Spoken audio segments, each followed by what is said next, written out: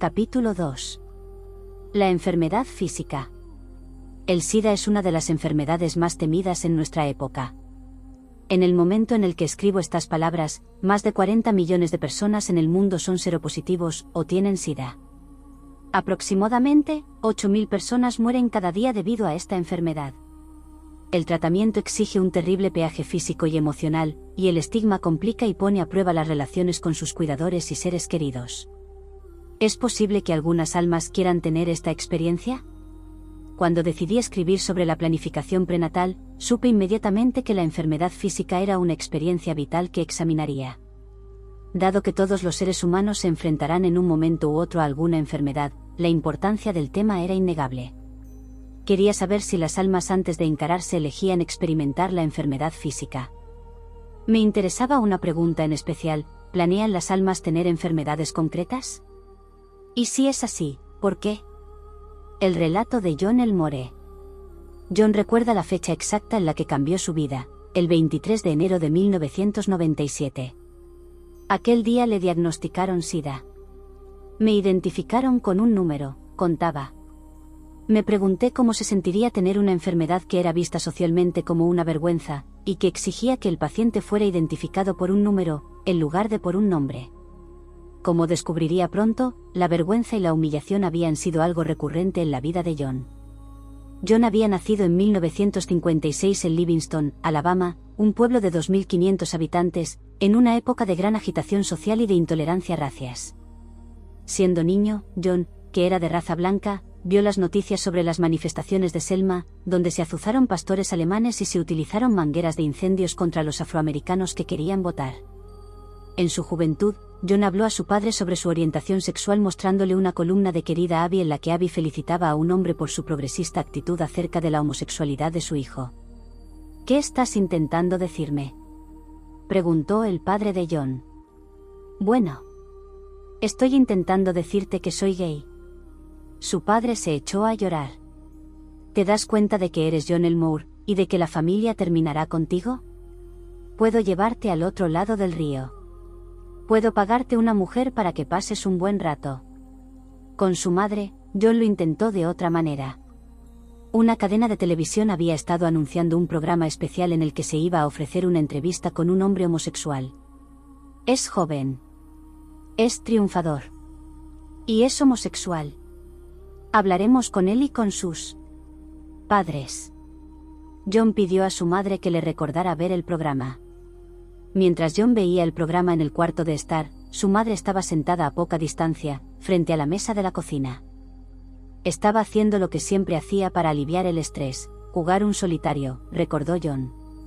Cada 4 segundos podía oír cómo colocaba alguna carta. Ponía una carta, y se oía un clic. El clic se hacía cada vez más fuerte, dijo, riéndose. Me imaginé la tensión en el ambiente, y el aspecto de intensa concentración en el rostro de su madre mientras intentaba no apartar su atención de las cartas. En mi interior, deseaba que mi madre entrara en el cuarto de estar y se sentara conmigo, pero eso no ocurrió, dijo John, con tristeza. Los compañeros de clase de John, que eran conscientes de su sexualidad, se burlaban de él. Lo llamaban marica, y lo acosaban. Una vez, un profesor lo llamó aparte y le dijo: John, eres un hombre. ¿Por qué no actúas como tal? John me contó que el ambiente religioso en el que creció también era intolerante con su sexualidad. ¿En qué religión te criaste?, le pregunté. Metodista. ¿Qué opinan los metodistas de la homosexualidad? ¿Qué es un pecado contra Dios? ¿Cuál era la religión mayoritaria en Livingston? Baptista. ¿Qué opinan los baptistas de la homosexualidad?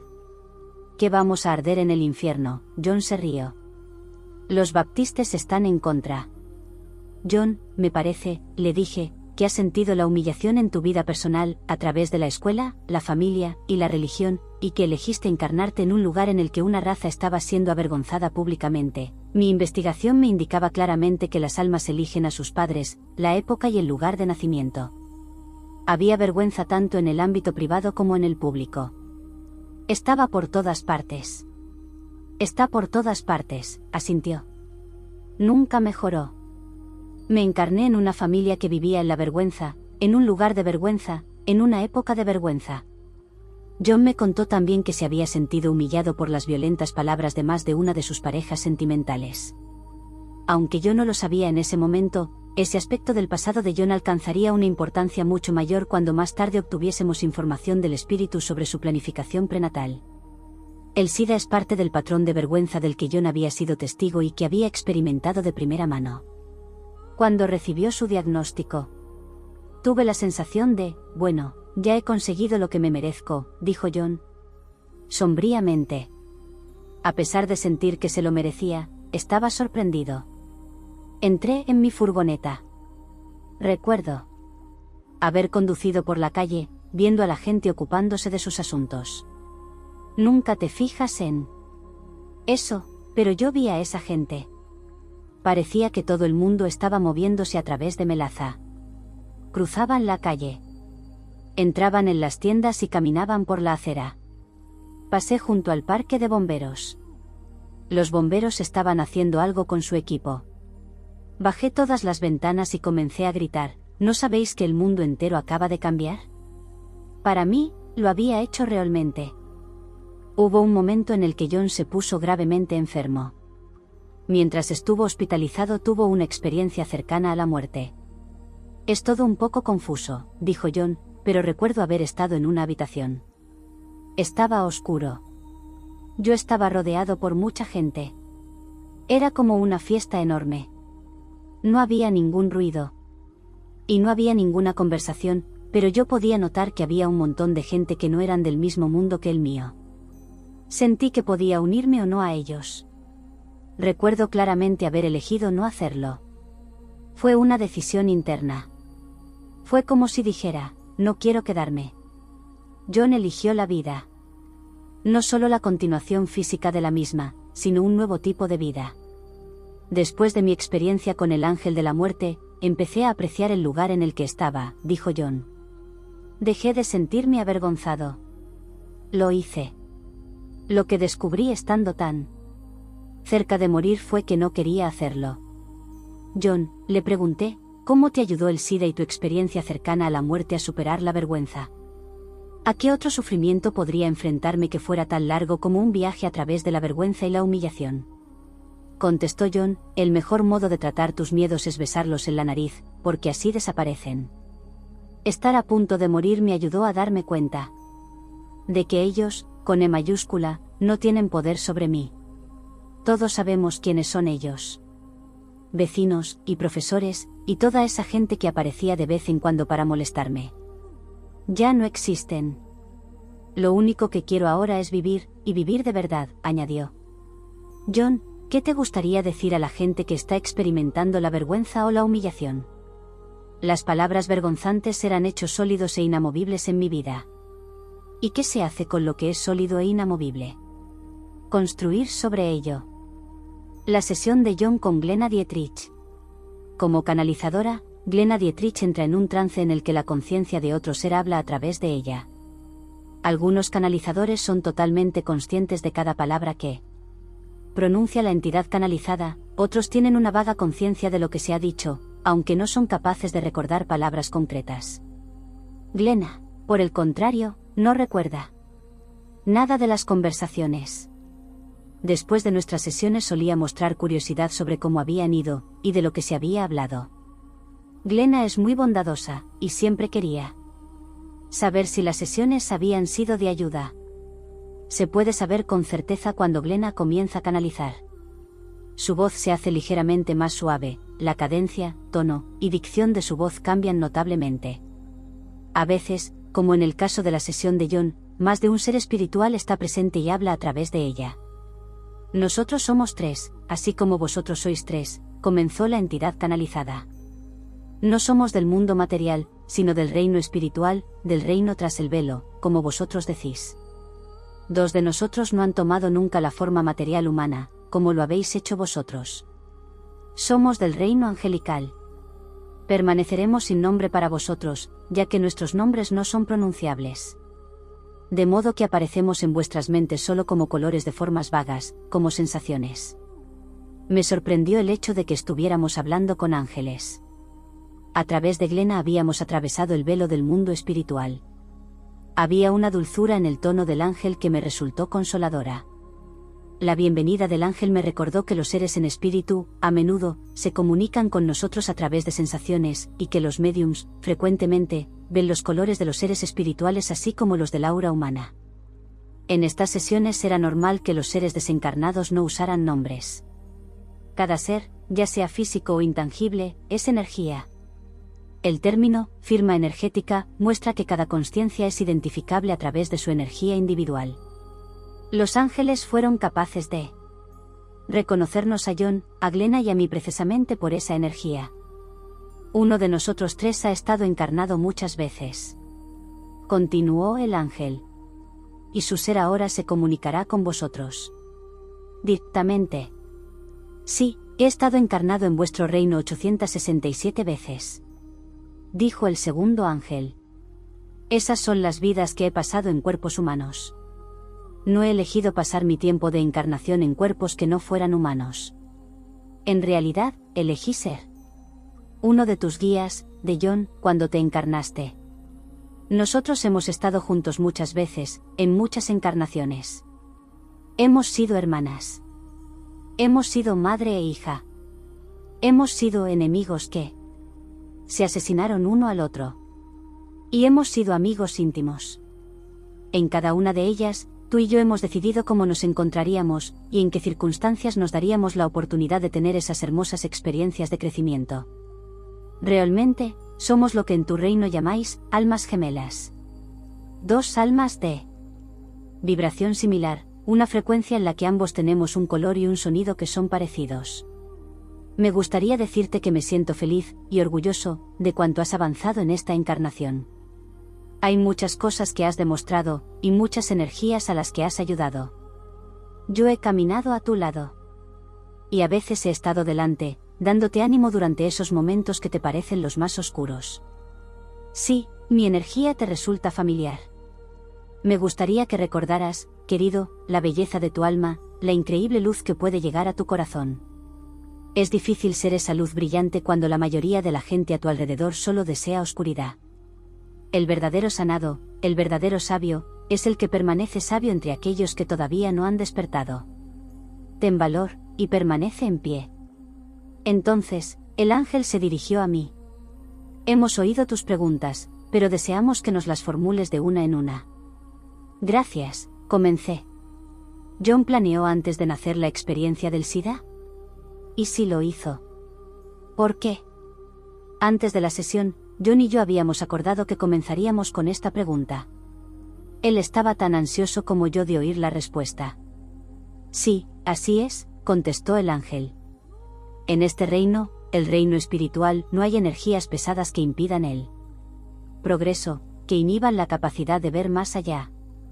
Los periodos entre encarnaciones se pasan evaluando y planificando lo que el alma considera que será el siguiente paso, el siguiente nivel. La respuesta a tu pregunta es sí. Lo que se consideró fue la posibilidad de liberar la relación de parentesco genético y el sistema de creencias del grupo de almas del que John se considera parte. Como veríamos más adelante, el ángel se estaba refiriendo a una vida pasada de alguien del grupo de almas de John. En esa vida, la personalidad encarnada tuvo acciones basadas en el miedo que provocaron un olvido completo de sus orígenes como alma, algo que ningún alma del grupo de John había experimentado previamente. Entonces todos los miembros del grupo de almas llegaron al acuerdo de que John asumiría la carga esencial y que, a pesar de las distracciones o creaciones de la ilusión, comenzaría a brillar, para convertirse en esa luz y comenzar a ver y a comprender la verdad sobre sí mismo.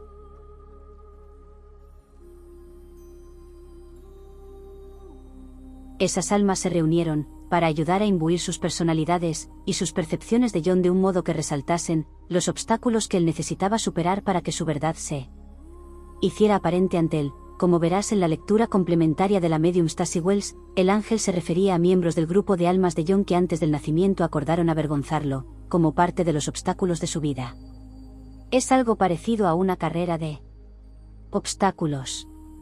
Cuantas más veces llegues al mismo obstáculo, más fácil será saltarlo, reptar o bordearlo, hasta que al final superarlo se convierta en una segunda naturaleza para ti. cuando John ya no se vea como menos importante, menos amado, menos amable, y menos sagrado que quienes lo rodean, los obstáculos de este ser humano se desvanecerán. Con estas palabras, el ángel expresó uno de los propósitos principales de los desafíos vitales: mostrarnos el modo en el que nuestros pensamientos y sentimientos crean nuestra realidad. Los retos y los desafíos son espejos que reflejan nuestros sentimientos sobre nosotros mismos. En ese sentido, son regalos. La sabiduría nos permite reconocerlos como tales. Efectivamente, explicó el ángel, el propio cuerpo sirve para lograr esa conciencia, para hacer brillar la luz allí donde es necesaria la sanación. Y como esto tiene un gran impacto en su familia de almas, en este reino espiritual, se ha escogido un método extremadamente intenso y poderoso, para que todos puedan beneficiarse de las verdades que sean descubiertas. Si se hubiera utilizado otro obstáculo, la victoria no habría sido tan grande. Aquí lo teníamos, la confirmación de que John había planeado específicamente la experiencia del SIDA, no solo para su propio aprendizaje, sino también para el crecimiento de su grupo de almas. Como confirmaron las sesiones con otros entrevistados, el progreso que logramos en el plano terrenal como personalidades hace avanzar tanto a nuestra alma individual como a cada alma de nuestro grupo. ¿Podrías contar más acerca de cómo la experiencia del SIDA está ayudando a John a crecer? Pregunté. Tiene la necesidad de verse a sí mismo como realmente es, contestó el ángel, y de creer en su propia verdad, en su propia identidad. Esto tiene que ver con la creencia de que merecemos todo el amor, de que merecemos amor incondicional. Como el grupo de almas solo exponía amor condicional, que tenía que ser experimentado de un modo concreto, según la tradición, la particularidad de John les condujo a retirarle su amor. De este modo, se formó la creencia de John sobre sí mismo, que no se merece amor incondicional, sino solo ser amado cuando se comporta de un modo concreto, cuando responde a las expectativas y obtiene la aprobación de los demás. La confusión se instaló en él, y la personalidad que desarrolló en su infancia se dividió y se rompió. La enfermedad del SIDA está relacionada con el deseo de amor incondicional y la creencia de que no se merecía ese amor. Por lo tanto, la sanación se completó cuando el alma de John brilló, y su personalidad vio esa luz, y descubrió que era él mismo.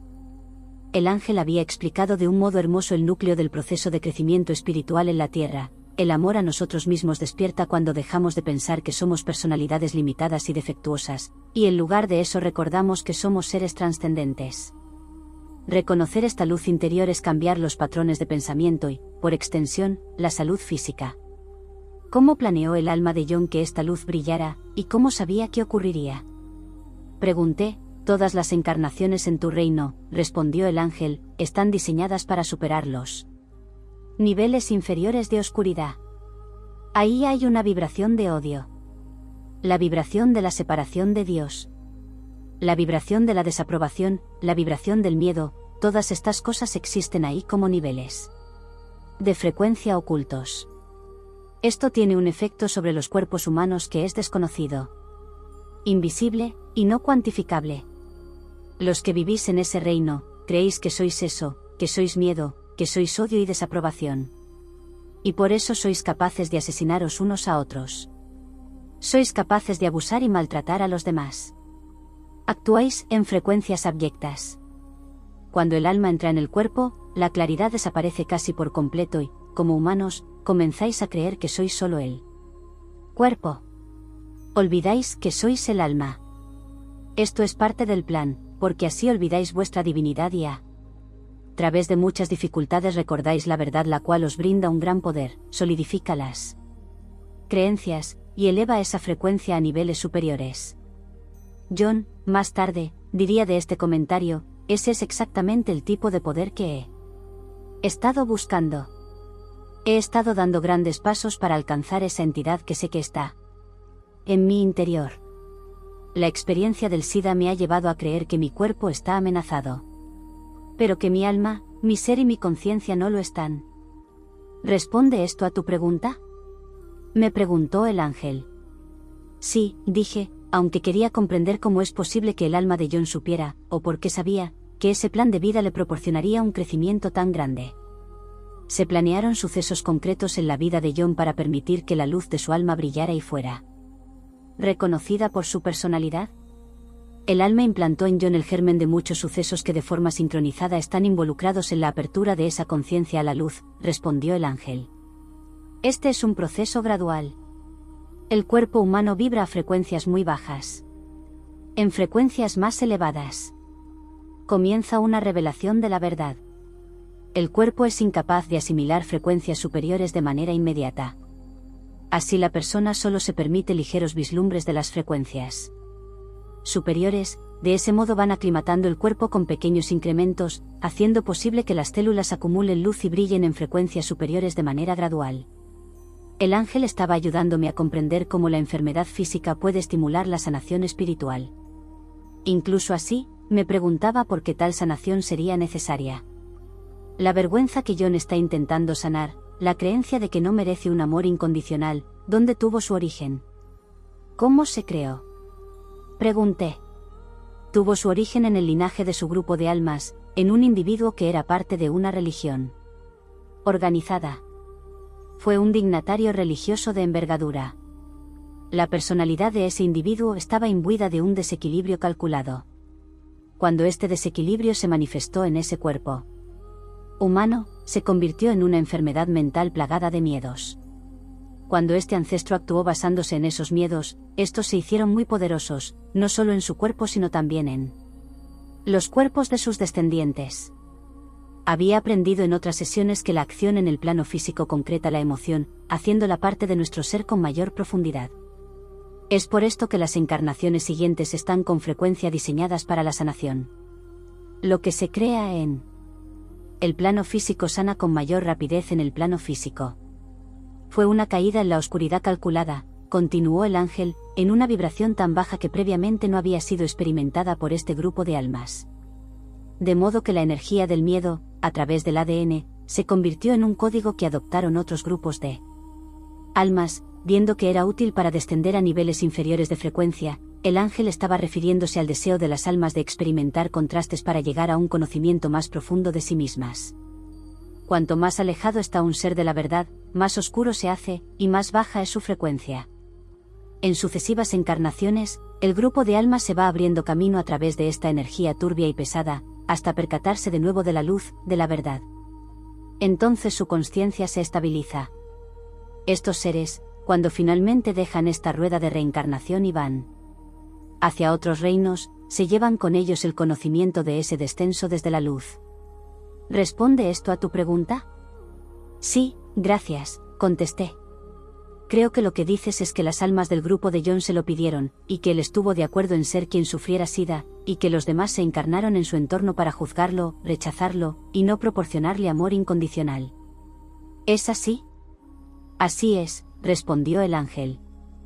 Parece un plan arriesgado, porque John podría adoptar las creencias de los que están a su alrededor y aceptar que, efectivamente, no es merecedor del amor incondicional. Sí, lo ha hecho en muchas encarnaciones. Forma parte de la sanación de su propia alma. El grupo de almas continuará usando este tipo de plan hasta que haya una encarnación en la que el individuo acepte que es merecedor del amor incondicional. Correcto. Ya habíamos llegado al eterno tema del sufrimiento humano. No quería que el ángel se sintiera desafiado por mi siguiente pregunta, pero el sufrimiento de mi propia vida había sido en ocasiones tan profundo que, sencillamente, tenía que entenderla. Necesidad de tanto dolor. En muchos sentidos, la propia necesidad de comprenderlo me había empujado a preparar aquella sesión. ¿Por qué hacerlo de ese modo?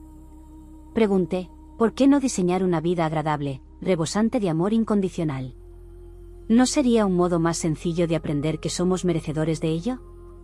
El equilibrio se obtiene al experimentar tanto la luz como la oscuridad, dijo el ángel. Todos los individuos que se encarnan en tu reino experimentan tanto la luz como la oscuridad en alguna encarnación.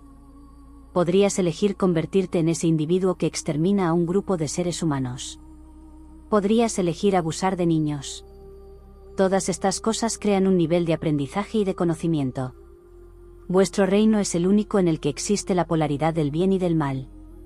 Encontrar el equilibrio entre la luz y la oscuridad, el bien y el mal, te saca de ese reino, te aparta de esa dualidad, y tu interior crea en su lugar la creencia en todo lo que es. El ángel estaba refiriéndose a la naturaleza divina, y a la unidad de todo cuanto existe en el universo. ¿Significa eso que el grupo de almas de John está sanando su sentimiento de vergüenza a través tanto de encarnaciones agradables como de otras más difíciles, como en la que se experimenta SIDA? Correcto, dijo el ángel. Me sentí aliviado al descubrir que en el proceso de planificación vital existía un equilibrio. Antes has mencionado una frecuencia inferior, dijo John, que ahora hacía su primera pregunta. ¿Cómo puedo elevar esa frecuencia? Te diría, John, que la frecuencia más elevada del universo es la del amor. Y por eso, el secreto es mantener esa frecuencia en ti durante tanto tiempo como sea posible, y siempre que sea posible. ¿Qué le diríais a alguien con SIDA que está intentando comprender el profundo propósito espiritual de esta enfermedad? Pregunté. Mantén el corazón abierto, dijo el ángel, con dulzura. Escucha solo lo que te dicte tu corazón, porque de este modo tendrán lugar muchas sanaciones, en niveles que están más allá de tu comprensión. Palabras muy parecidas del espíritu, las iba a escuchar muchas veces, en otras sesiones. Cuando cerramos nuestros corazones, impedimos que las energías, principalmente la energía del amor, nos sanen. Por eso, el endurecimiento emocional del corazón conduce a su endurecimiento físico.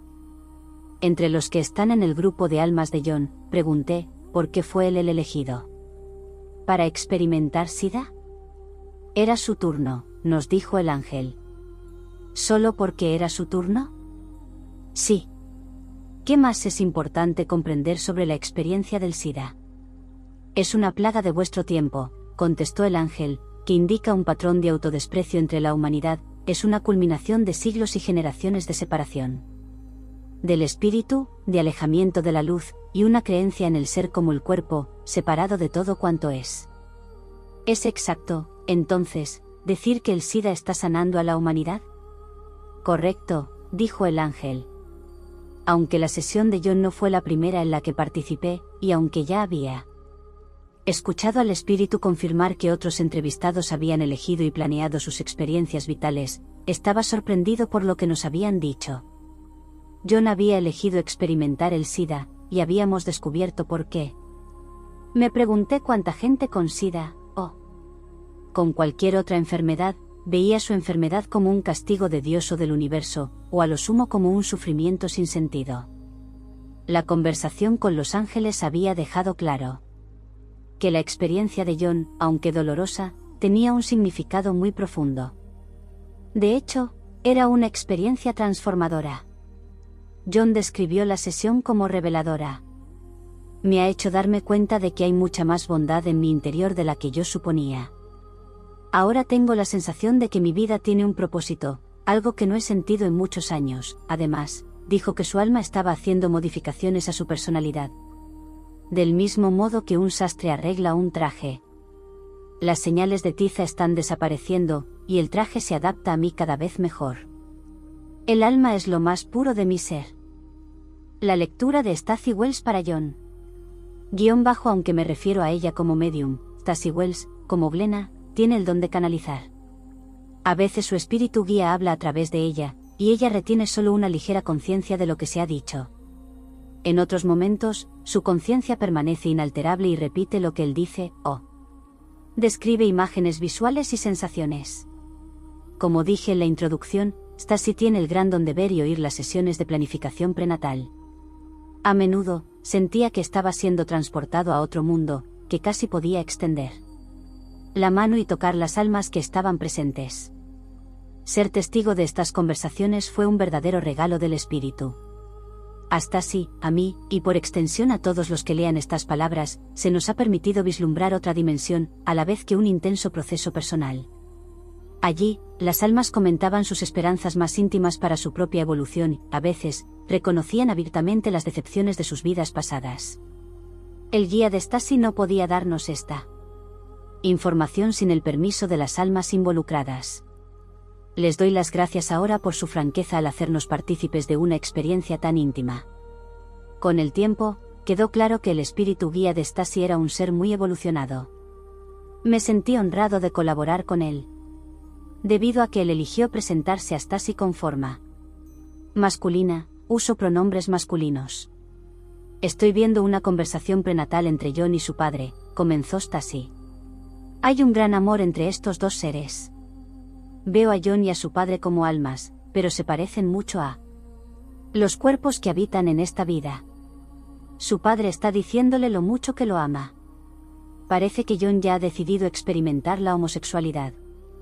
Hablan sobre experimentar una grave enfermedad que incluso podría llevarle a la muerte. Estas cosas ya han sido decididas. Aunque ya había trabajado antes con Stacy, de nuevo me sorprendí cuando ella repitió, palabra por palabra, la conversación. Padre de John, no te humillaré. John, necesito experimentar eso, las palabras ofensivas. Necesito oírte decir eso para que me ayudes a encontrarme a mí mismo. La humillación fortalecerá mi voluntad, y me dará el valor. ¿Qué necesito para enfrentarme a mi destino? Padre de John, muy bien, entonces lo haré porque te quiero.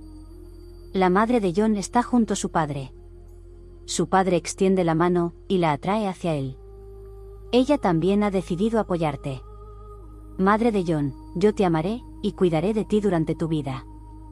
Existe la posibilidad de que deba alejarte de mí.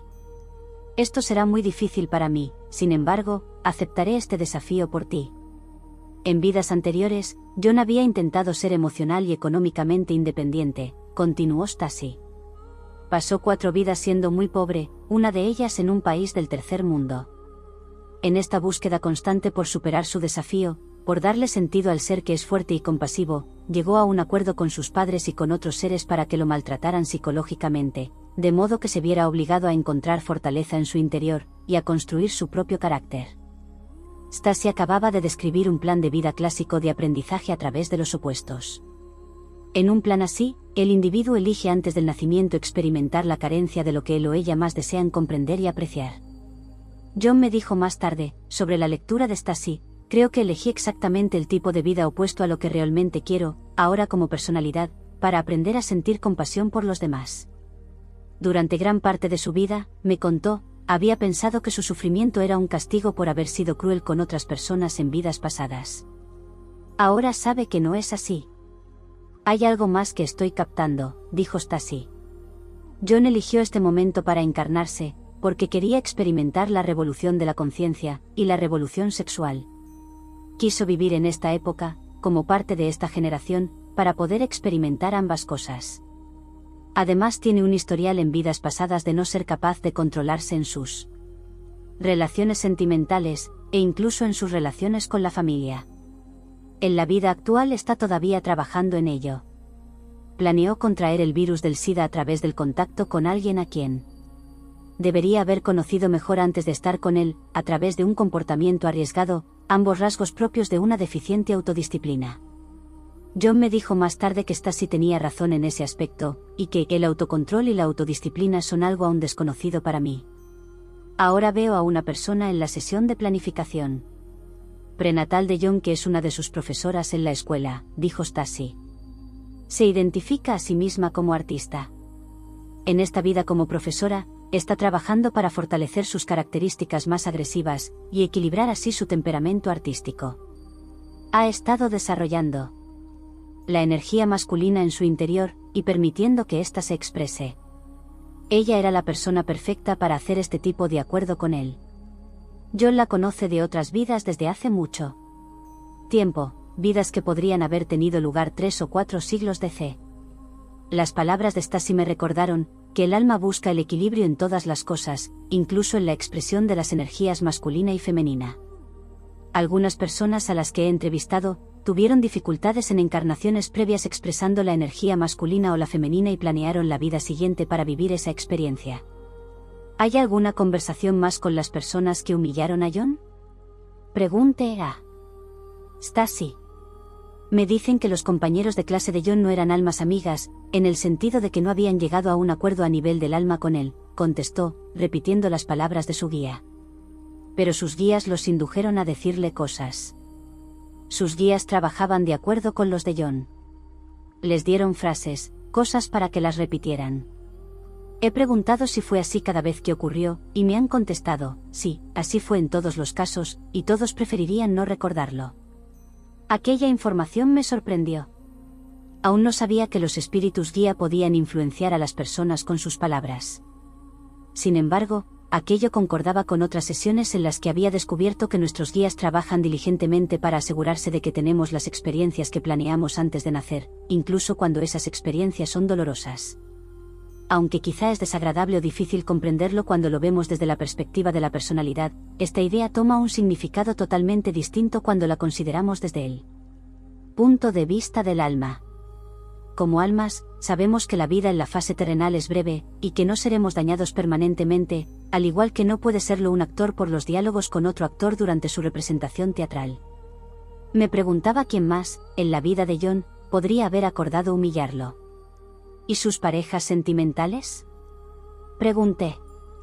Stacy hizo una pausa mientras sintonizaba otra parte de la sesión de planificación prenatal, una conversación entre John y un hombre que había sido su pareja en esta vida. Hombre, no quiero hacer esto. No quiero tratarte de ese modo. John, pero yo quiero que lo hagas. Quiero que digas ciertas frases. Quiero que tengas una actitud concreta que me motive. Yo lo quiero. John quiere elevarse, superar las afirmaciones ofensivas porque son cosas que había pensado sobre sí mismo en vidas pasadas, explicó Stacy. John, te quiero tanto que te perdonaré. No me lo llevaré en mi corazón cuando abandone esta vida. No te culparé, y no habrá un nuevo karma que nos exija tener otra relación. En otra vida para yo trabajar el perdón. Hombre, hacer esas afirmaciones y mantener esa actitud sería infantil. Hace una pausa. Mientras considera la petición de John. Haré lo que me pides, pero debe haber amor entre nosotros. Debemos experimentar amor. John me dijo más tarde, y lo hicimos. Experimentamos el amor. Estoy viendo un cambio en la gente, continuó Stacy.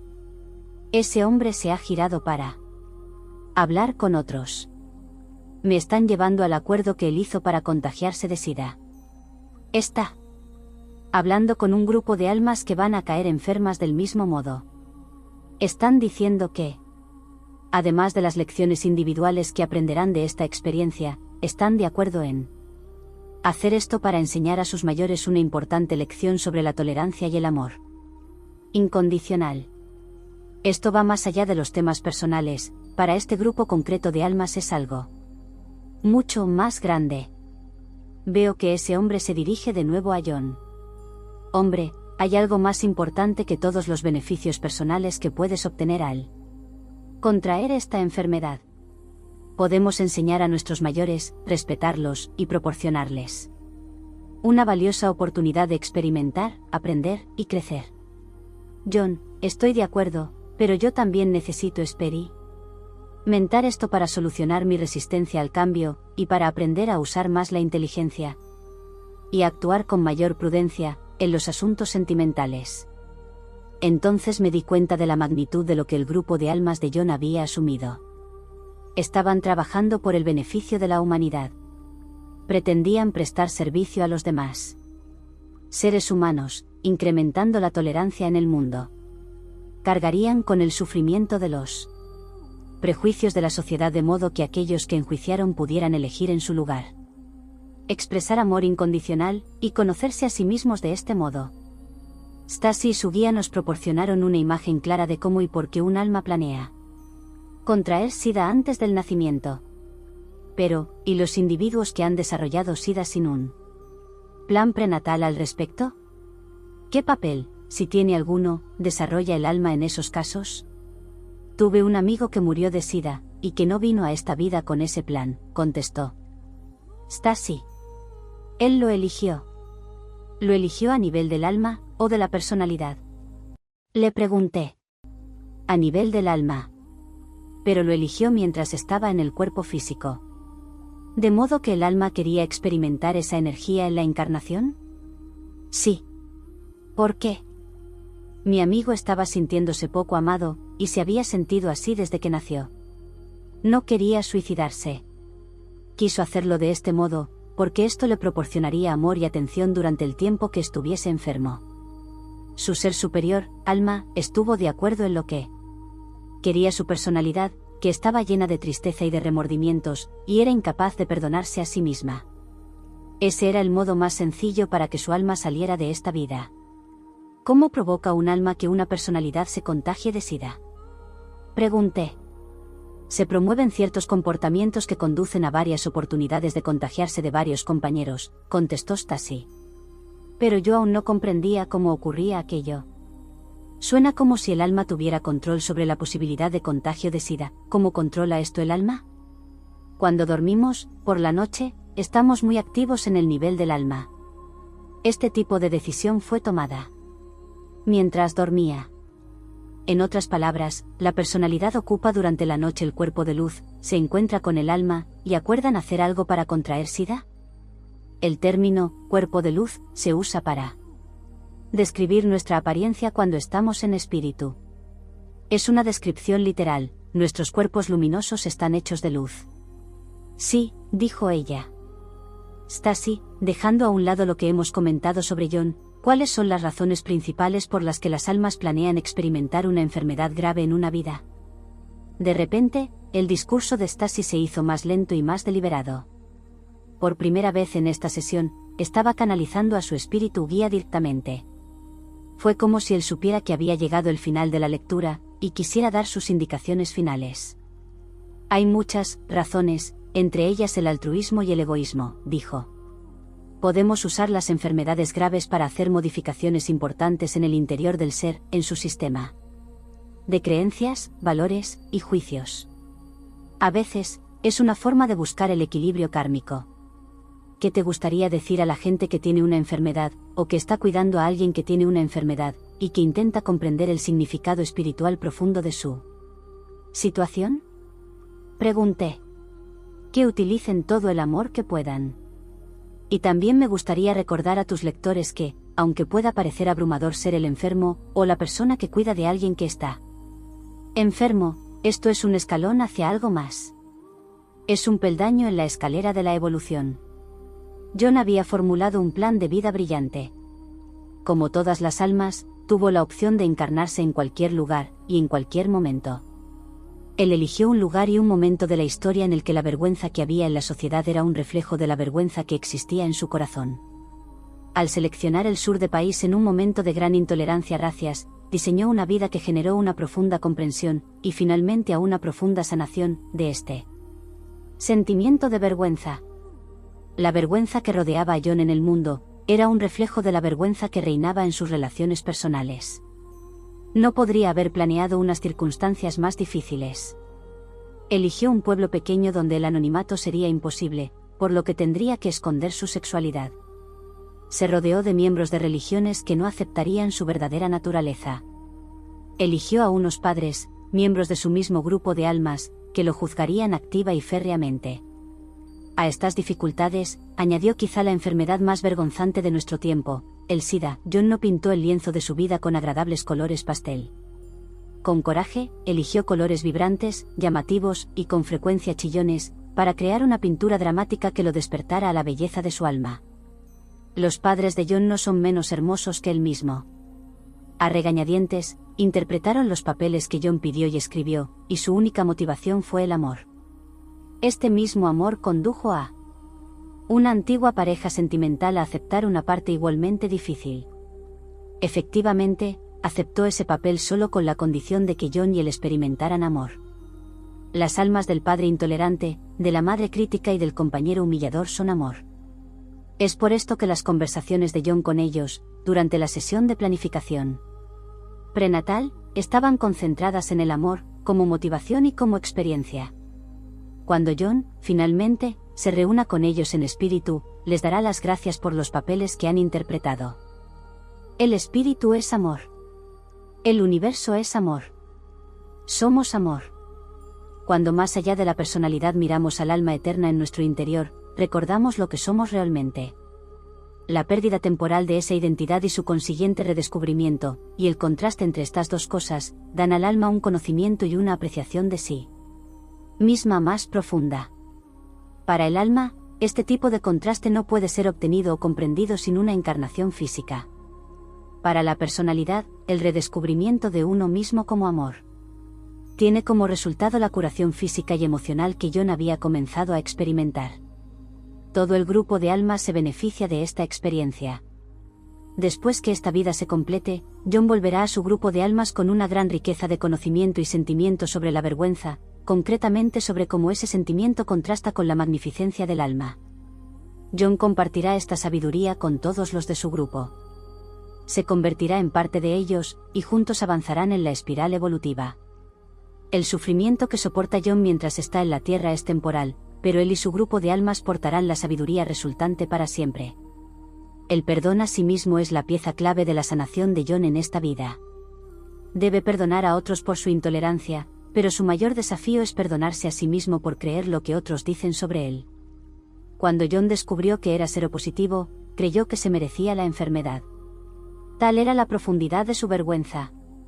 Solo a través de su experiencia cercana a la muerte se dio cuenta de lo que quería, y de que se merecía vivir.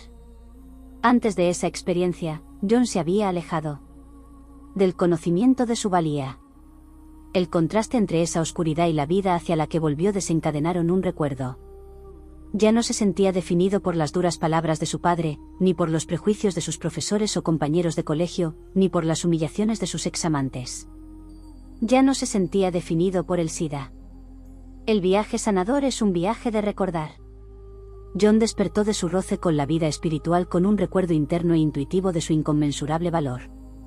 Solo aceptando valientemente la oscuridad podemos comprender y apreciar totalmente la luz. Gran parte de la oscuridad que experimentamos en el plano físico es el resultado de nuestra creencia en la separación. Creemos que somos individuos distintos y separados unos de otros, y del espíritu. Creemos, como dijo el ángel, que somos nuestros cuerpos físicos. Esta ilusión es necesaria para que las encarnaciones físicas nos proporcionen lecciones ricas en crecimiento espiritual. Si no percibiéramos separación, la vida carecería de la gravedad necesaria para ser nuestra maestra, y nosotros careceríamos de la motivación que necesitamos para ser sus pupilos. Al experimentar el SIDA, John nos proporciona a todos nosotros una oportunidad de que emerja nuestro verdadero ser. Muchos de aquellos a los que juzgamos con mayor dureza nos ofrecen este regalo. El alcohólico, el drogadicto, la persona con SIDA, cada uno de ellos nos da una oportunidad de ir más allá de los prejuicios de la personalidad y de convertirnos en expresiones vivas de la tolerancia y la compasión. John y el resto de su grupo de almas planearon el desafío vital del SIDA para enseñar estas virtudes divinas a la sociedad. En lugar de condenarlos, deberíamos dar las gracias a estos seres por ser nuestros maestros. Experimentar el SIDA, o cualquier otra dificultad con el propósito de enseñar a los demás es un gesto de altruismo. En algunos casos, ese altruismo puede equilibrar el egoísmo de vidas pasadas. En todos los casos, es un gesto de amor. Expresar amor cuando todavía desconocemos nuestra verdadera naturaleza porque así lo planeamos es la tarea fundamental de la vida. Aceptamos ese desafío y despertamos de la amnesia autoinducida cuando nos damos cuenta de que la personalidad es un abrigo temporal. John se ha quitado ese abrigo para revelar el alma eterna infinitamente amorosa que hay debajo. Como John, Doris experimentó una enfermedad catastrófica, cáncer de pecho. Aunque la enfermedad es diferente, su origen y su papel en el crecimiento personal no lo es. Como descubrirás, el cáncer de Doris brotó de sus pensamientos y de los sentimientos sobre sí misma, igual que la enfermedad de John provenía de los suyos. La enfermedad física, por tanto, reflejaba aspectos de ambos que necesitaban sanar. Cuando escribí la historia de Doris, solo habían pasado un par de días desde que una amiga íntima me contó que tenía cáncer de pecho. Me quedé aturdido por la noticia. Mi amiga, hasta donde yo sabía, siempre había gozado de una salud perfecta. Aunque su pronóstico era favorable, en aquel momento se sentía muy mal por la quimioterapia. De repente, se incrementó mi deseo de comprender por qué ocurren esas cosas. ¿Podría descubrir cualquier cosa que ayudara a mi amiga, y a otros en circunstancias similares? ¿Por qué mi amiga y Doris se enfrenta a este obstáculo? Eligió Doris, como John, experimentar una enfermedad grave antes de nacer. ¿Y si lo hizo, por qué? Si no lo hizo, podría explicar la planificación prenatal de Doris por qué ha desarrollado cáncer, o cómo ese cáncer la ayudará a crecer. El relato de Doris. Podía acariciarte muy suavemente y a continuación, como un rayo, abofetearte con fuerza suficiente para romperte el cuello. Así fue como Doris describió a su madre alcohólica. Un incidente fundamental con su madre tuvo lugar cuando Doris tenía 16 años.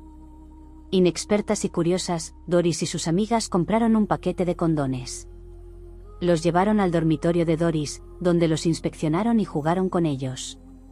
Al final, pusieron el paquete en el escritorio de Doris y se olvidaron de ellos. Días más tarde, Doris llegó del instituto y encontró a su madre, borracha, en su dormitorio. Había sacado toda la ropa de mi armario, me contó Doris. 5 de los 6 cajones de mi armario estaban en el suelo. Ella estaba allí, enfurecida, con la mano en el último cajón. Lo sacó, lo rompió, cogió el paquete, y dijo, ¿qué es esto, puta? Después de aquello, su madre siguió llamándola, puta, y zorra, durante semanas. Me imaginé que, seguramente, tenía razón, dijo Doris, con tristeza. Yo aún era virgen, pero salí y me libré de mi virginidad fríamente, porque sentía que no me la merecía. Después de eso, asumí la idea de que el sexo era lo único para lo que valía. Doris interiorizó otros comentarios peyorativos de su madre. Aunque cuando era joven tenía, según su propia descripción, la figura de Dolly Parton, Doris no sufría sobrepeso. Sin embargo, cuando su madre le dijo que estaba gorda y que no era atractiva, Doris la creyó.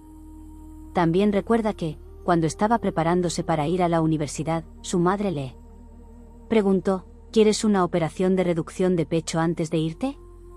Así no parecerás un bicho raro. Nunca sabía lo que iba a hacer a continuación, añadió. Doris recuerda haberse sentido alienada de su familia no solo por el maltrato verbal de su madre, sino también porque su familia era judía. Siempre me sentí como si hubiera cogido el autobús equivocado. No me sentía perteneciente a esa religión. Mientras la escuchaba hablar, me quedé desconcertado por esa reacción en su infancia. ¿Por qué se sentiría una niña pequeña tan fuera de lugar en la única religión a la que había sido expuesta? Doris no mencionó que la hubieran obligado a asumir creencias o costumbres judías. Inesperadamente, pronto descubriría la respuesta. Doris era una treintañera cuando recibió su primer diagnóstico de cáncer de pecho. Entré en la cocina, donde estaba mi compañera de piso, recordó. La miré y le dije, tengo cáncer. Ella tiró un vaso en el fregadero y se rompió. Entonces corrió hacia mí, y me abrazó. Ninguna de las dos podíamos creérnoslo. Sabía que no me iba a morir, añadió, con seguridad. Me pregunté cómo podía estar tan segura. Esto también sería revelado pronto. Doris pasó por un tratamiento de radiación y una lumpectomía. Mientras tenía lugar la operación, intercambió bromas con su médico. Pidió al personal de la sala de operaciones que pusieran una cadena específica en la radio para que pudiera escuchar a sus grupos de rock favoritos. Después de la intervención y del tratamiento, Doris pensó que el cáncer había quedado atrás. No fue así.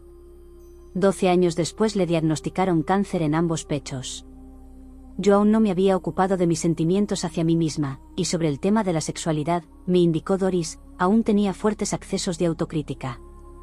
Era una autora de éxito. Había viajado por todas partes. Pero siempre había una pequeña voz en mi interior. Los médicos le dijeron a Doris que sería necesaria una doble mastectomía. Un par de días después, el impacto de las palabras del doctor la golpeó. Sufrí un colapso, dijo Doris, con sinceridad. De repente, en mi mente se formaron las palabras, van a cortarte los pechos. Caí presa del pánico, y lloré. A pesar de sus miedos acerca de su propia salud, Doris intentó consolar a los demás. Tenía la costumbre de sentarme, en la sala de espera del médico, cerca de quien estuviera más triste. A una chica le dije, hola, ¿qué tal? Ella me miró como si tuviera 3 cabezas, y me dijo, tengo cáncer. Yo le contesté, yo también. ¿De qué sabor es el tuyo? Entonces ella dejó de estar a la defensiva, y se mostró más dispuesta a dejar que me acercara.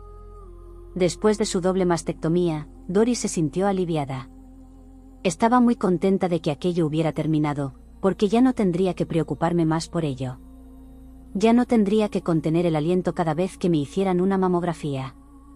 Me daba miedo mirar a mis nuevas chicas. Mi marido me dijo, pareces una mujer, cariño. No te preocupes. Ahora estoy mucho más proporcionada. Al quitarme el pecho me quité un par de gafas distorsionantes de los ojos, y fui capaz de verme desde un punto de vista más real. Mi tormento mental desapareció. Los sentimientos de Doris sobre sí misma cambiaron, incluso más cuando descubrió cuánta gente había estado rezando por ella. Muchos le enviaron palabras de amor y apoyo y le dijeron que los había inspirado. Allí había una prueba indiscutible de lo mucho que había hecho, y de en cuántas vidas había influido, dijo, alegremente. No había manera de que pudiera negar por más tiempo que era una persona buena y amable que había hecho del mundo un lugar distinto. Fue un momento culminante para mí. Pero no tiene que ser así para todo el mundo. Doris puede ver desde otro punto de vista cómo la enfermedad le trajo crecimiento y sanación. Me sentía muy incómoda con el poder femenino. No confiaba en él, del mismo modo que no confiaba en las mujeres. Nunca aprendí a jugar a los juegos femeninos de manipulación. Los odiaba, ni adoraba la ropa bonita. Odiaba el maquillaje. Si iba al servicio, puedes estar seguro de que no era para emperifollarme o retocarme el maquillaje. Pero tuve que apoyarme en otras mujeres, cuando estuve enferma.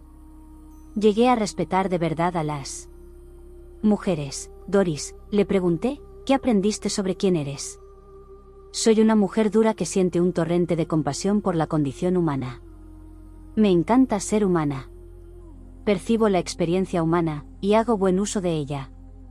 Agradezco ser capaz de utilizarla para extender mi mano a otras mujeres y decir: vamos, puedes cruzar este puente. Nunca me sentí una víctima del cáncer. Nunca me sentí como si todo hubiera terminado para mí. Siempre sentí como si yo lo hubiese elegido. Siempre. Estuve esperando el regalo. Doris, ¿qué te gustaría decir a alguien que tiene cáncer de mama? Cuando describo a la gente mi doble mastectomía y su reconstrucción, les digo que fue una magnífica operación todo en uno. 6 horas, 3 para el trabajo de demolición, y otras 3 para el reajuste de la fachada. Al oír esta descripción, la mayoría de la gente comienza a reír. Buscad vuestro sentido del humor. Jugad con él. Bailad con él.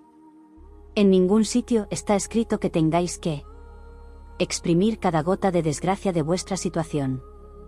En parte, elegí hablar con Doris porque es clariaudiente, esperaba que pudiera obtener información de su propio plan prenatal. Lo que nunca sospeché fue el sorprendente uso que hizo de su percepción psíquica durante nuestra conversación. Para darnos una segunda conexión con el reino intangible, la medium Stacy Wells se unió a nosotros en esta exploración. Había esperado que Doris relatase las palabras que escuchara de los seres espirituales, casi seguramente de sus espíritus guía.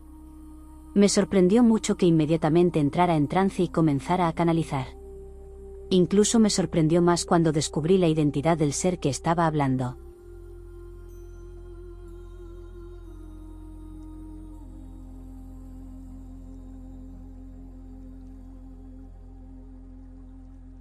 Cuando comenzamos, sentí una intensa ráfaga de energía en la voz de Doris. La entidad canalizada hablaba con un considerable tono de autoridad. Con las primeras palabras, el patrón del discurso cambió drásticamente. Era evidente que la personalidad de Doris ya no estaba presente. Se había marchado, y en su lugar había una conciencia nueva, aún sin identificar. La canalización de Doris. Este alma, Doris, ha tenido miedo de su propio poder, y también del éxito, declaró la entidad canalizada. La combinación de estas dos cosas puede ser muy difícil. Este espíritu tiene más dificultades en el interior de una estructura femenina que en una masculina. Cuando ha estado alojado en un cuerpo masculino, en vidas pasadas, ha sido, en la mayor parte de las veces, tremendamente machista, más o menos civilizado, pero siempre poseedor de la creencia de que de hombre es superior. Como resultado de esto, ha adquirido un karma sexual difícil en ambos lados de la ecuación. Cuando está en un cuerpo de hombre, no respeta a las mujeres ni las trata con igualdad. Cuando está en el cuerpo de una mujer, su sexualidad es con frecuencia la primera línea de defensa. Utiliza el sexo como arma, y como moneda de cambio. En esta vida se le han presentado oportunidades para que se activen ciertos procesos. Su forma física era exageradamente femenina. La situación planteada con la mónada madre-hija era la de una madre que sentía una gran envidia de su hija, y que antes de que ella hubiera perdido su virginidad la acusaría de ser de moral distendida. En ese momento, la puerta podría haberse abierto hacia cualquier lado. Este espíritu podría haber demostrado que la madre estaba en un error, y haberse mantenido virgen durante muchos años. O, tal como hizo, podía creer que su madre debía saber algo sobre su hija que ella misma no sabía. A partir de ese momento, comenzó a usar la sexualidad como moneda de cambio, y con frecuencia como lo único sobre lo que creía que tenía control. Debido a esta situación, su imagen era extremadamente tóxica. Entonces tuvo lugar la prueba secundaria en términos de poder y éxito.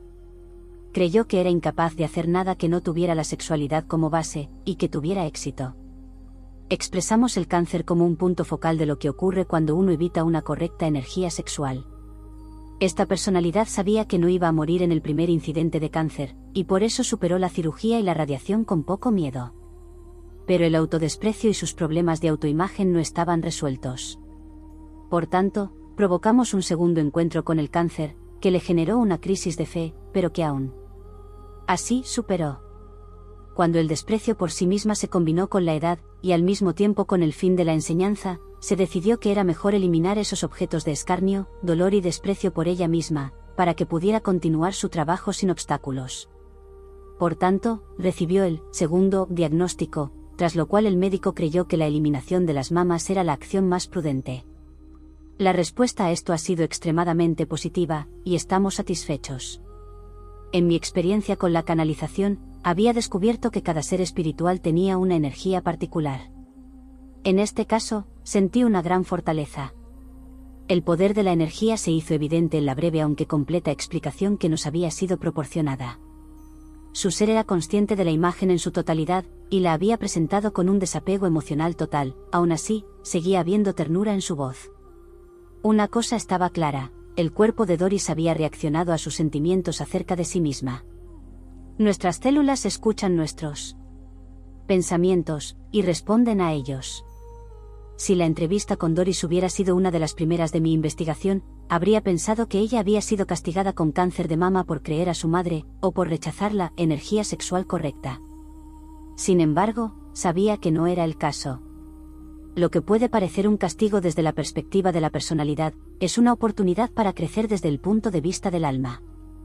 Como dijo el ángel del relato de John respecto a los sentimientos de humillación de este, la enfermedad sirve para que la luz brille allí donde la curación es necesaria. Por el crecimiento personal que Doris había descrito, parecía que su cuerpo, como el de John, había actuado como trampolín para potenciar la conciencia de sí mismos. El uso de la palabra prueba por el ser canalizado sugería que gran parte de la experiencia había sido planeada, aunque yo aún no tenía ninguna indicación del porqué. Pero antes de seguir esa línea de interrogatorio, quise descubrir quién estaba hablando. Has usado la palabra nosotros varias veces, dije. ¿Quiénes sois, vosotros? Somos una superalma. Englobamos todas las personalidades. Las personalidades no mueren. Son parte del gran coro. Pasamos a través de ellas con nuestros guías mientras planeamos la vida como una pintura en 3 dimensiones, como un collage. Como yo sabía que el alma contiene todas las personalidades de todas las encarnaciones. Comprendí que habían usado superalma como sinónimo de alma. Me sorprendió su declaración, nunca había imaginado que Doris pudiera canalizar su alma. Doris estaba, por tanto, proporcionándonos una extraordinaria oportunidad para hablar directamente con un alma sobre el plan para una encarnación. Y ahora que sabía con quién estaba hablando, me concentré en el significado del cáncer de mama de Doris. Estoy en lo cierto al creer que las lecciones que Doris podría haber aprendido para prevenir el cáncer de mama son el amor a sí misma, y un uso correcto de la energía sexual. Correcto. Y también la aceptación de la forma femenina sin prejuicios. ¿Qué aspectos de su vida se planearon para enseñarle esas 3 lecciones y prevenir el cáncer? El incidente clave fue el episodio con su madre alcohólica cuando tenía 16 años. En ese momento, el karma era neutral. Pero cuando aceptó la definición de su madre como puta, y que no valía para nada más, empezó a caminar por el sendero que le era más conocido. No intentó descubrir si su madre estaba equivocada. ¿Ese incidente fue algo que planeó con el alma de su madre antes de nacer? Sí. El alma de Doris acababa de confirmar algo que ya había visto muchas veces, incluyendo la historia de John: aquellos que nos presentan más dificultades, lo hacen por nuestro bien. Estos roles son acordados antes del nacimiento, y las almas que asumen el papel de torturador, lo hacen por amor, a menudo posponiendo su propio crecimiento hasta otra vida, de modo que nosotros podamos tener las experiencias de crecimiento que buscamos. ¿Cuándo planeasteis esta vida? ¿Por qué elegisteis trabajar en esas 3 lecciones? Pregunté. Esta alma tiene muchas buenas cualidades como maestro, como líder. Pero, como hemos explicado, cuando está en una encarnación masculina, la sexualidad se usa con frecuencia para rechazar a aquellos con los que no está en igualdad. La falta de amor a sí mismo es un tema secundario que casi nunca se trabaja cuando la encarnación es masculina. Deseábamos asegurarnos de que todos los asuntos kármicos se completarían durante las siguientes 3 o 4 vidas. Por tanto, esta vida se planeó con multitud de desafíos. Habéis dicho que fuisteis vosotros quienes provocasteis los episodios de cáncer de pecho. ¿Cómo lo hicisteis? Ciertos parámetros se fijaron sobre la marcha. Piensa en una palanca de una elaborada pieza mecánica. Una palanca, que podía ser mantenida en su lugar por pensamientos positivos y aceptación, o ser desplazada a través del pensamiento y los sentimientos tóxicos. Los sentimientos y pensamientos tóxicos cambian la bioquímica, y despiertan la posibilidad del cáncer.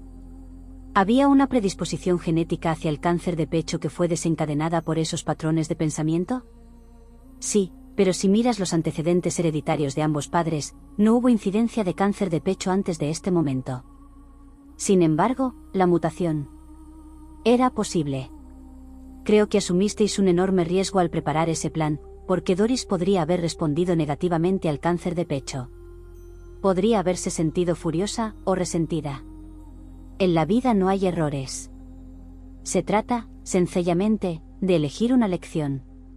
Habríamos aceptado todas las posibilidades. Ninguna habría sido incorrecta. Aquí, el alma de Doris expresó una perspectiva que había oído muchas veces. Desde el punto de vista del alma, ningún suceso o curso de acción es malo. Todo es experiencia, y cada experiencia nos enseña y nos ofrece semillas de crecimiento. Cuando planeas una vida, te muestran el camino más probable. ¿Es así? Sí. Nos enseñan, por decirlo así, la arteria principal de la autopista.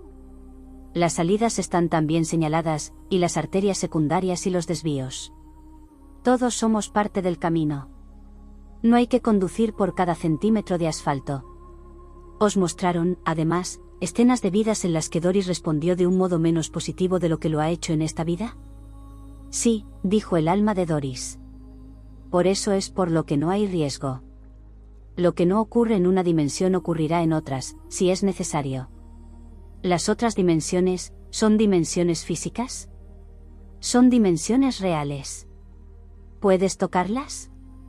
Seguramente no. No son sueños, a menos que esto sea un sueño. Son tan reales como esto, aunque la palabra físico es una afirmación limitante. ¿Existen otras dimensiones para cada decisión que toma una persona?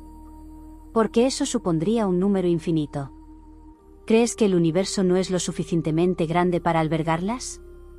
Creo que es lo suficientemente grande, dije. Pero, ¿cómo es posible que, como almas, experimentemos un número infinito de opciones, y un número infinito de dimensiones? No nos vemos a nosotros mismos como limitados. Por tanto, hay espacio para todo ello. Cuando no eres parte de la línea temporal, no tienes por qué apresurarte. No hay tiempo en todo. Esta frase era un modo intencionado de señalar que el tiempo es un aspecto de nuestra dimensión física. Es una ilusión, un modo de instrucción, un modo de tener ciertas experiencias que no son posibles sin su percepción. El comentario de que las almas no se ven a sí mismas como seres limitados es de gran importancia. El pensamiento es literalmente creador, tanto en el reino espiritual, donde se manifiesta instantáneamente, como en el plano físico, donde los pensamientos se hacen una realidad física si tienen la frecuencia y la fuerza suficiente. La fe, concretamente, la fe en que uno no está limitado, hace poderoso al pensamiento. La combinación del pensamiento concentrado y de la fe en uno mismo como ser ilimitado es lo suficientemente potente para mover montañas. Me preguntaba por la relación entre las dimensiones en las que el alma de Doris estaba activa de un modo ilimitado. ¿La Doris de esta dimensión está influenciada por las otras Doris que han tomado opciones distintas en dimensiones diferentes? Pregunté. Eso es posible, sí. ¿Cómo ocurre? Depende sobre todo de la iluminación. Si alguien está fuertemente anclado en esta dimensión, es como intentar tocar a una persona a través de varias capas de ropa de invierno. Cuando alguien es más consciente de las posibilidades interdimensionales, es más fácil de tocar, y por tanto más sencillo es que comprenda otras posibilidades. ¿Puedes ponerme un ejemplo de cómo esta Doris ha sido influenciada por otras Doris de otras dimensiones que tomaron una decisión distinta? Cuando fue diagnosticada por primera vez, tenía el convencimiento, sin haber ninguna razón para ello, de que no iba a morir. Esto es porque debió notar algo del universo en el que el cáncer había sido más grave y se había producido la muerte. No buscamos la repetición. Por tanto, tenía el conocimiento interior de que, en este plano, la muerte por aquel cáncer no estaba planeada. Has mencionado las 3 lecciones que Doris tenía que aprender: el uso correcto de la energía sexual, la aceptación de la forma femenina, y el amor a sí misma. ¿Puedes explicarme cómo ha ayudado a Doris la experiencia del cáncer a aprender estas cosas? Doris, a través de este cáncer, descubrió que, cuando uno tiene que concentrarse en sanar, la sexualidad es un talento secundario. La creatividad, el valor, la resolución, el sentido de la oportunidad y la fe en los demás pasan a un primer plano.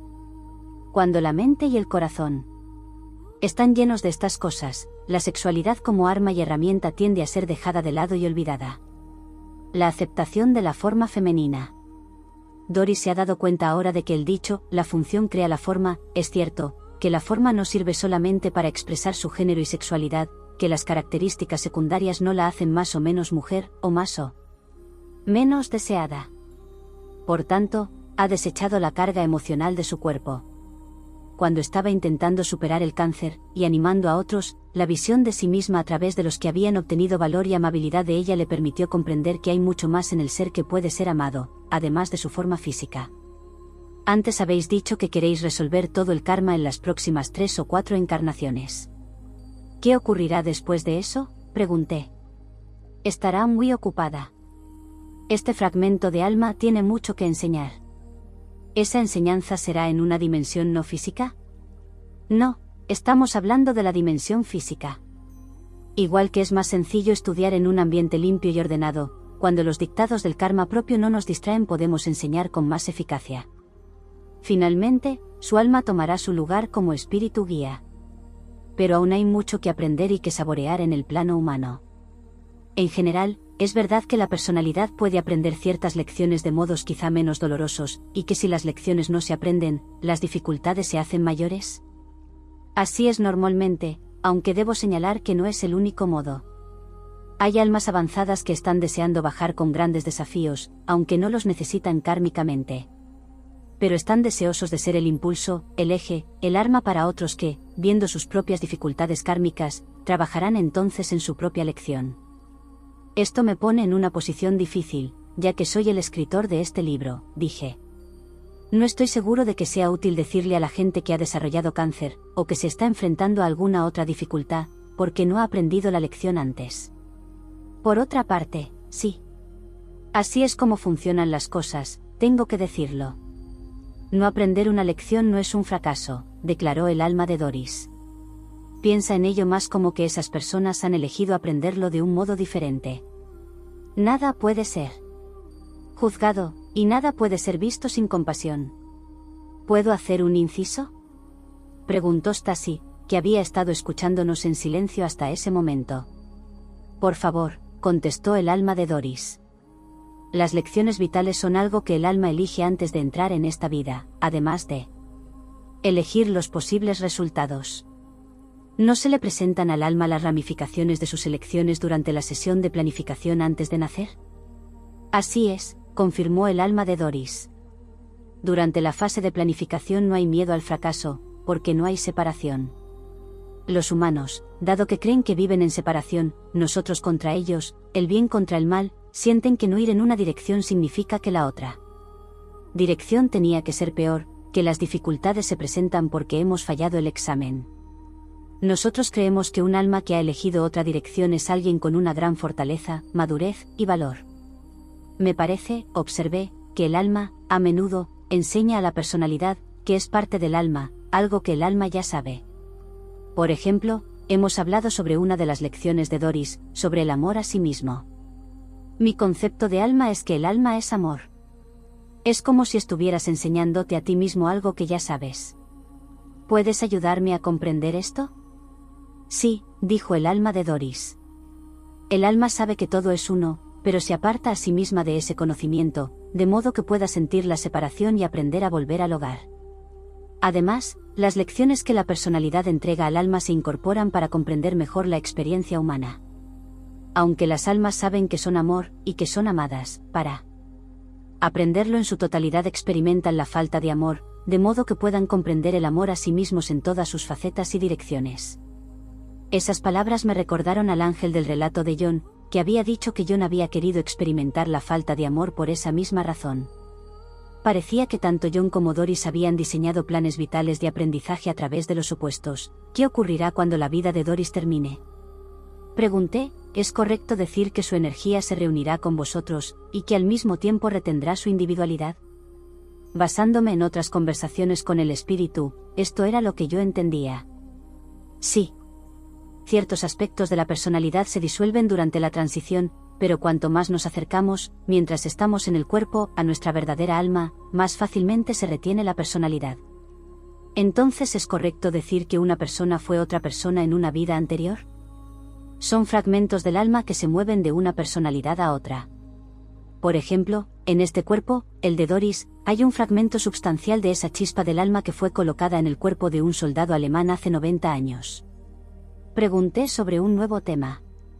Sabía, por mi investigación, que las almas pueden tener más de una encarnación en la Tierra simultáneamente. ¿Cuántas encarnaciones físicas tenéis en este momento? En este plano hay 2. Esta revelación me hizo preguntarme cuántas vidas estaba viviendo su alma en dimensiones no físicas. ¿Cuántas hay en otros planos? Pregunté. Un número infinito. Nacen y mueren, crecen y desaparecen cuando alcanzan los puntos de unión. ¿Cuánto de vuestro tiempo, si puedo usar esa palabra, dedicáis a supervisar las 2 personalidades de la Tierra, y a guiarlas? Siempre estamos en contacto. Siempre estamos unidos por el amor y la compasión, pero la personalidad está ahí para mejorar su propia información, y traerla de vuelta. ¿Qué otras actividades realizáis? También servimos como guías y mentores para otros, y buscamos nuestra propia fusión con el absoluto. Existen muchas experiencias para las que un humano no puede tener palabras ni comprensión. ¿Vuestro propio crecimiento depende de lo bien que las personalidades físicas aprendan sus lecciones vitales? No se trata de lo bien que las aprendan. Solo se trata de lo que traen al volver. Cuanta más información traigan, con mayor rapidez completaremos lo que buscamos. Estoy en lo cierto al comprender que, cuando planeasteis la vida de Doris, ¿podríais haber elegido cualquier periodo de tiempo, o cualquier localización geográfica? Correcto. El tiempo es una telaraña, no una línea. ¿Cómo y por qué elegisteis Estados Unidos en este momento? Nos coordinamos con otras almas. Como esa parte de nuestra planificación era flexible, acordamos Estados Unidos. Teniendo en cuenta el aspecto didáctico de lo que a esta alma se le había pedido hacer, Estados Unidos era una elección lógica, ya que tiene una mayor libertad y una esfera física de influencia mayor que otros países. Esta alma tiende a ubicarse en países que están en primera línea en un momento dado. Por ejemplo, el oficial alemán era parte del fin del Imperio Germano. También fue un caballero inglés en la época de la Guerra de las Rosas, que cambió las líneas dinásticas. Hubo otras vidas que fueron más discretas. La inmediatamente anterior a esta fue una vida relativamente inocua en Estados Unidos, en Chicago. Cuando el alma tiene que jugar un papel más importante, es una ventaja colocarlo allí donde confluye el mayor grado de atención mundial. Pero podríais haber seleccionado la Atlántida, el antiguo Egipto, o los Estados Unidos en el año 3000. Sí. ¿Podríais haber seleccionado también un planeta físico distinto? Sí, pero hemos descubierto que esta alma trabaja extremadamente bien con la forma humana bípeda, y por tanto la Tierra es nuestra escuela favorita. Stasi interrumpió. He tenido algunos vislumbres de esa vida en Alemania. Esta experiencia con el cáncer de mama ha servido también para ayudar a que la esencia de la personalidad de esa vida se despoje de la culpa que sentía. Correcto, contestó el alma de Doris. Hay dos lecciones de esa vida de las que nos ocupamos directamente en esta otra. La primera es una fuerte beta de antisemitismo, que es por lo que la personalidad, Doris, ha sido asentada en una familia judía, y por lo que no ha sentido nunca que ese fuera un lugar correcto para ella. Cuando alcance la comprensión, la vida en Alemania, aquel nudo kármico, se deshará. Esa fue también una vida en la que, como hombre, tuvo una gran dificultad al intimar con mujeres. Hubo 3 mujeres importantes en la vida del soldado alemán. La primera fue una chica que conoció a los 20 años, y a la que tenía mucho cariño, pero que le rechazó cruelmente. La segunda, fue una situación de desahogo físico cuando esta personalidad era ingeniero en África, y que le produjo una enorme cantidad de culpa y autodesprecio por cruzar la barrera racias. El tercer incidente fue con una chica a la que se prometió un mes antes de ser asesinado. Es curioso, pero si pones una imagen de su prometida junto a la de la encarnación maternal de esta personalidad, Doris, descubrirás que la prometida y la madre se parecen muchísimo. ¿Esa personalidad no era parte de los efectivos de guerra de Alemania?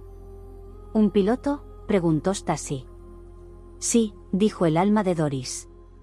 El cáncer de mama, explicó Stasi, volvió para aliviar la culpa que sentía por haberse llevado la vida de inocentes. La personalidad reprimió esto mientras estuvo vivo, aunque los sentimientos estaban allí. Pero al cruzar al otro lado, con la muerte, como la personalidad no se perdonó a sí misma, no pudo liberarse de toda su carga emocional. Es cierto, confirmó el alma de Doris. La perspicacia de Stasi nos había proporcionado las últimas piezas del puzzle. Como creía que ahora habíamos alcanzado un entendimiento total de por qué Doris había atravesado una experiencia tan difícil, hice una pregunta más. ¿Qué le dirías a alguien a quien acaban de diagnosticar cáncer de mama, que no ve ningún significado espiritual profundo, y que se pregunta, ¿por qué me ha hecho Dios algo así? Todo es elección. Todo es percepción.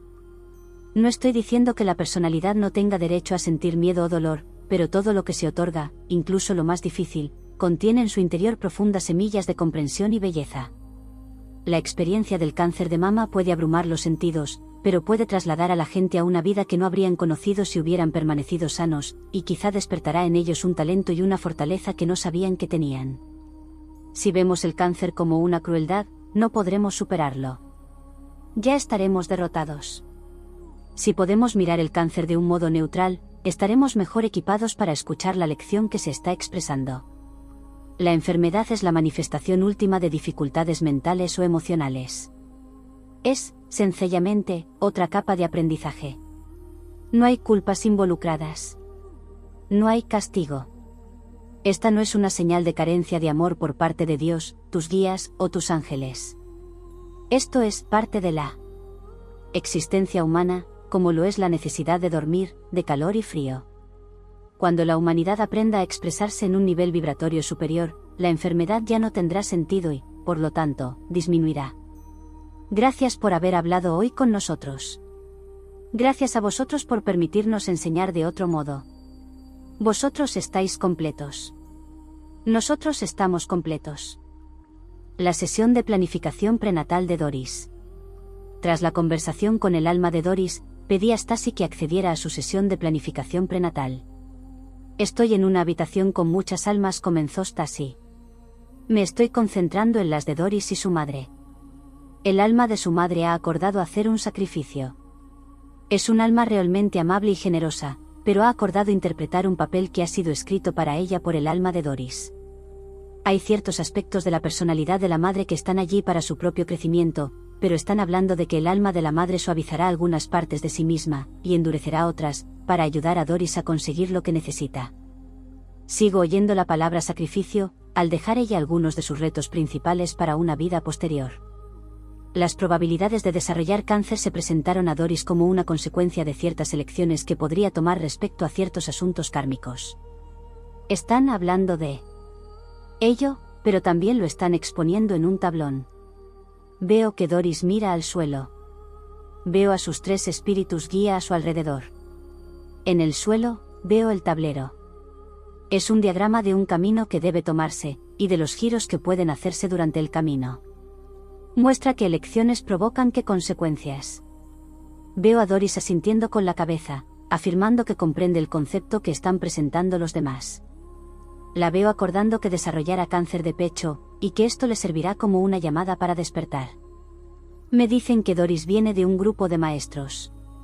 Que su propósito principal es ser de utilidad para otros. Como ocurrió con la enfermedad de John, el cáncer de pecho de Doris fue consecuencia de sus pensamientos acerca de sí misma, los cuales fueron desencadenados por un suceso que ella misma había planeado antes de nacer. Como las olas que rompen contra la costa, nuestros pensamientos barren con fuerza nuestros cuerpos. Y tal como las mareas mueven cada grano de arena, del mismo modo nuestros pensamientos giran alrededor de cada célula, imprimiendo en ellas la energía que portan. Aunque puede parecer que nuestros pensamientos ocurren en respuesta a la realidad física, la verdad es que ellos son los que la crean. En la forma humana, cada célula es una conciencia individual que responde a la voz de la mente. Esa voz resuena a través de nuestro cuerpo como un grito en un desfiladero de montaña, y nuestras células prestan atención a la llamada. Cuando planeamos nuestras vidas, somos conscientes del poder que tiene el pensamiento para afectar al cuerpo que habitamos. Sabemos, también, que nuestras respuestas a nuestras vivencias planeadas pueden tomar la forma de pensamientos que generarán enfermedades. Por esa razón, tanto Doris como su madre mostraron un gran valor al planear sus vidas. Doris buscaba sanar su energía sin resolver, su desprecio tanto por las mujeres como por la silueta femenina, y su madre buscaba hacer que esa curación fuera posible. Desde la perspectiva del alma, su madre dijo aquellas duras palabras por amor, porque reflejaban los aspectos de Doris que necesitaban sanación. Antes del nacimiento, Doris sabía que sería doloroso escuchar esas palabras. También sabía que su reacción ante ellas conduciría al cáncer de mama. Su valentía y el deseo de sanarse eran tan grandes que eligió este plan de vida, no a pesar de estas dificultades, sino debido a ellas. Hay muchos tipos de palabras hirientes, y de modos en los que una persona puede humillar a otra. Dado que Doris buscaba la sanación, no es una coincidencia que eligiera un cuerpo como el suyo, que su madre hiciera comentarios constantes sobre su peso y el tamaño de su pecho, o que el incidente fundamental a los 16 años generara humillaciones con las palabras puta y zorra. La planeación de la vida de Doris era una forma concreta de llevarla al amor a sí misma. Los juicios de su madre sobre su carácter y su apariencia se diseñaron para mostrar a Doris los prejuicios concretos que ella mantuvo sobre las mujeres en sus vidas pasadas. Como dijo el alma de Doris, en esas vidas no respetó a las mujeres ni las vio como iguales.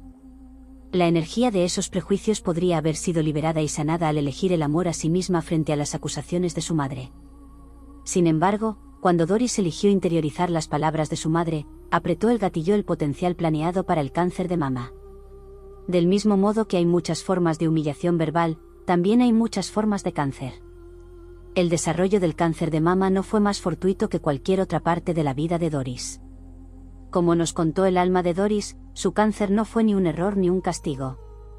Desde la perspectiva de la personalidad, el sufrimiento es malo, y aprender rápidamente es mejor que aprender con lentitud. Para el alma no hay maldad en ninguna experiencia, y el tiempo que tardamos en aprender algo como el amor a nosotros mismos no tiene importancia. El alma siempre es consciente de su naturaleza eterna, y trabaja en dimensiones en las que no existe el tiempo lineal. Por tanto, el alma se preocupa del crecimiento, no del tiempo que tardamos en crecer. La dualidad que vemos en el mundo bien, mal, correcto, incorrecto está en marcado contraste con la neutralidad del alma. Aunque la personalidad tiende a juzgar todo lo que fluye en el río de la vida, el alma se sienta tranquila y contemplativamente en la orilla, observando con compasión imparcial y sin juzgar. Cuando recordamos esta neutralidad obtenemos una profunda paz interior. En gran parte, el propósito de este libro es facilitar un cambio de conciencia, de la personalidad a la conciencia del alma.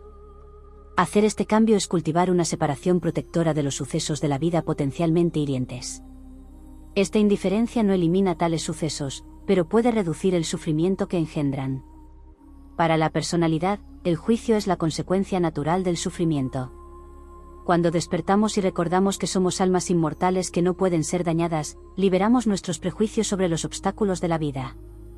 En su lugar, abrazamos una neutralidad que reduce el sufrimiento y magnifica la alegría.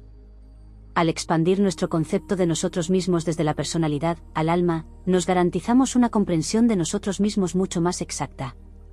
Además, cambiamos nuestro foco desde el dolor provocado por los desafíos de la vida a la sabiduría y el crecimiento que nos ofrecen.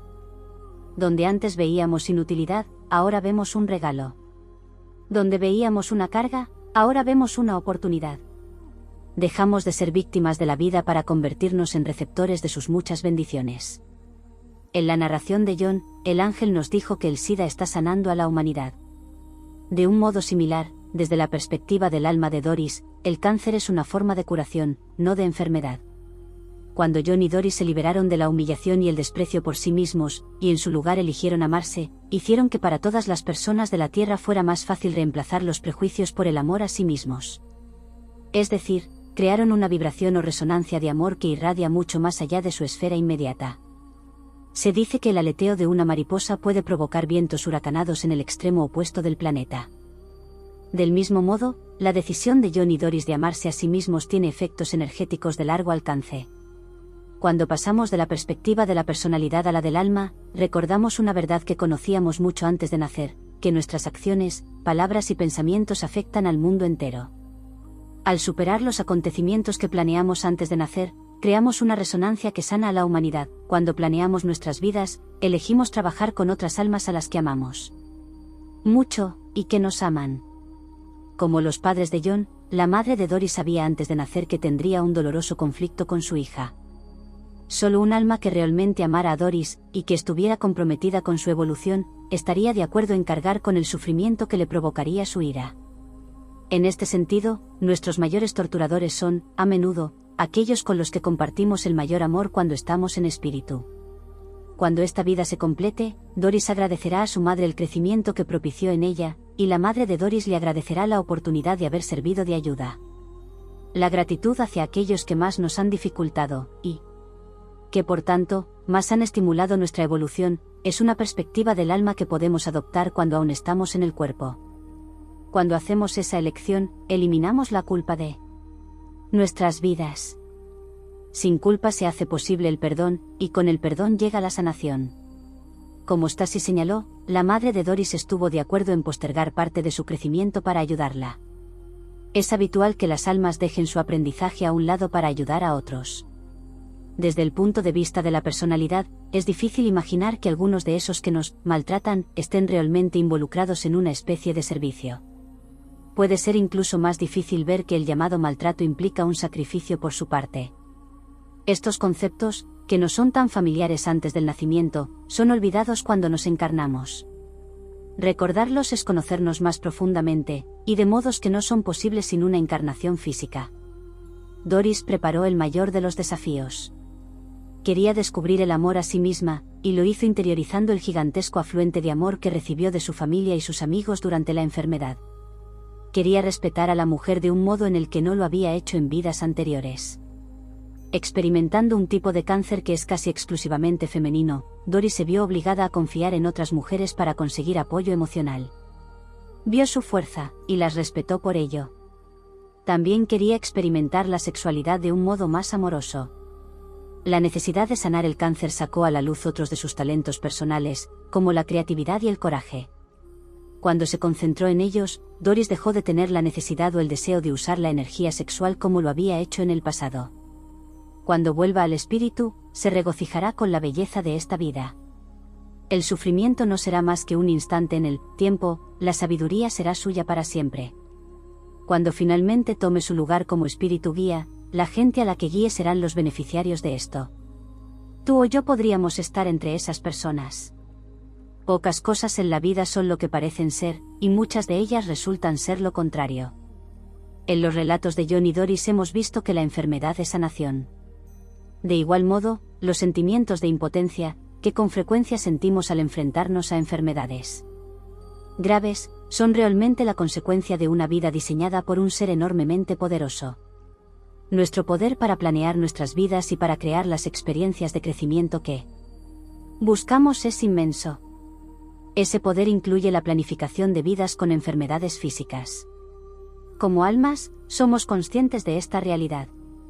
Como humanos, lo perdemos de vista hasta que la enfermedad y otras dificultades vitales nos provocan el recuerdo.